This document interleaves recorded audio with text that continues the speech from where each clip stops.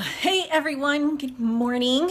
I just wanted to pop in really quick before I'm out the door to go to work and show you what I'm making. So, if you're interested in health at all in this day and age, I imagine you've heard a ton about the benefits of bone broth. Depending on what you read, it's the cure-all miracle elixir, or it's just something good to have in your kitchen. I love having bone broth around. For me, so much of my health journey has been about getting nutrient dense food into my diet. If you kind of think about, if you're I call it a bread, meat, and cheese meal, think about, just kind of take a look at what you eat each meal, and is it not bread, meat, and cheese? An Egg McMuffin, a sandwich, a pizza, those are all bread, meat, and cheese. So once I started getting interested in nutrition, I thought, all right, well, the first step is diversifying your diet to make sure that you get the nutrients. So bone broth is super nutritious. It's great to have in the kitchen. I use it for soups, and I use it, it's great as a little single meal to have. I come home and you can just throw some soup in the pot, dump some vegetables in it, or the bone broth in a pot, dump some vegetables in it, and you have a meal right there. So I don't know if other people feel like it's intimidating. It's actually really easy to make. And if you have an Instapot, which is all the rage right now, I don't have one yet. I don't have enough counter space or storage for any more kitchen gadgets. But if you have an Instapot, it's super easy. I'm just doing it in my crock pot. So the first thing you do is, if you have what I call the fancy butcher in your town, just go to them and ask for some soup bones. You want to make sure that whatever you get is pasture raised. It's either going to say pasture raised or grass fed. So if you are getting chicken bones, make sure the chicken bones say pasture raised. Free range does not mean anything. Free range just means they can get out of their big warehouse of a building, but they're still in a coop, so they're basically just kind of flopping around in filth all day. Cage free means absolutely nothing. Again, they could be in a big warehouse wandering around but never see the sun. So cage free doesn't mean anything. You want pasture raised. You want to make sure that chickens were out in the sunshine, eating bugs, having their natural diet. I don't think I've ever used pork, but with lamb, so far I've made lamb, duck, beef, and I just made some buffalo. This one that I'm making right now is a beef bone broth, and I went to the Co-op grocery store here in Sacramento, and they actually, in their freezer section, have just kind of a stack of different types of bones. So I bought these amazing marrow bones, and then just some other knuckle type bones. I'm not even exactly sure what they are. So then I came home last night and I just put them in the cast iron skillet and roasted them for maybe a half an hour, 45 minutes, I can't remember. But you don't necessarily have to do that. Since I had those great marrow bones, I actually wanted to eat the marrow and not put it in the broth. So that's why I roasted it. And then I just chopped up some celery, onions, carrots.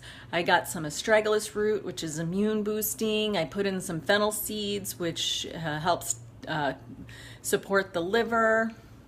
I put in a little bit of apple cider vinegar. They say that helps pull the minerals out of the bones into the broth. What else did I put in there? Oh yeah, I had some parsley in the refrigerator, so I dumped that in there. And yeah, onion, carrot, celery. So basically I'm just making a soup stock, but I'm going to cook it because the bones were probably a good 2 inches in diameter, and then the knuckle bones were just these huge pieces of bone. So I'm gonna go ahead and cook this maybe for a day or two. And right now it's just sitting in my crock pot. Let me see, there we go. So here's my crock pot, and you can see, it's just bubbling. So right now I have it up on high. I'll turn it to warm when I go to work, and just because you don't need to cook it on high. I just wanted to get it boiling. So I'm going to turn it to low to warm right now so I don't forget, and what the heat will kind of keep it going on that all day. But isn't that, look at how, I wish you could smell it. It smells amazing. And so I'll just cook it and cook it and cook it, and then when it's done, I'll just put it in mason jars. And generally I put it in the freezer. So I know I don't like to put anything in plastic, especially anything hot, so I'll never put my bone broth in anything plastic, and I've never had a jar burst on me in the freezer. So this is the way I do it, is I get the mason jar. I think there's a fill line on it. Let's see. Yeah, I just kind of find a little spot on the jar and don't fill it all the way to the top. I definitely want to give it room to expand, so I do leave some room in it. And then I leave it on the counter to cool. Once it's cooled on the counter, I put it in the refrigerator and I leave it in the refrigerator overnight. And that just gets it, you know, even more cold. You want it to be as cold as you can get it before you put it in the freezer. I think I don't know if you ever watched the show Good Eats, but they did a lot of the science of cooking, and I can't remember the gist of it, but the colder it is when it goes in the refrigerator, I think the less quickly it'll expand, so you won't get that burst of expansion. That's actually what breaks the jars. You still do need to leave enough room in there that it can expand, but you don't. I've never had a glass jar break. I make no promises that you'll have the same success, but again, I would never ever put something hot in plastic and then eat it. So yeah, so that's my spiel about bone broth. If you want to give it a shot, just go. If you don't have a, you know, a fancy co-op, I'm gonna guess if you look around, you'll find a high quality butcher, and you can just call them and see if they have stock bones. I know at Whole Foods, I've gone up to the butcher counter and asked them for bone broth or grass-fed bones. Just make sure you ask for grass-fed, and it should say grass-fed on the label when you get it. What you don't want to go through all this effort and work for conventional bones. It's just not worth it. There's no point.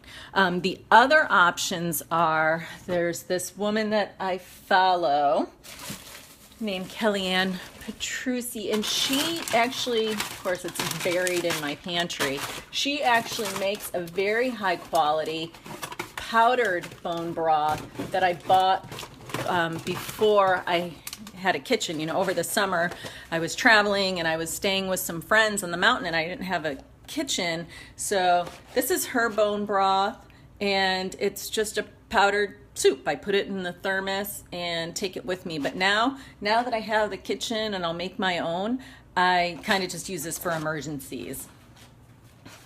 I think I've talked about my emergency food stashes in the past. As someone who has a hard time regulating blood sugar, I really want to make sure I have food available to me that takes no effort to cook. So that's what I have to say about that with the bone broth. If you have any questions about how to make it, drop it in the comments below. I'm happy to give you more tips, what's worked for me, what hasn't worked for me. And you know, I think it's just a great way to get nutritionally dense food into your diet.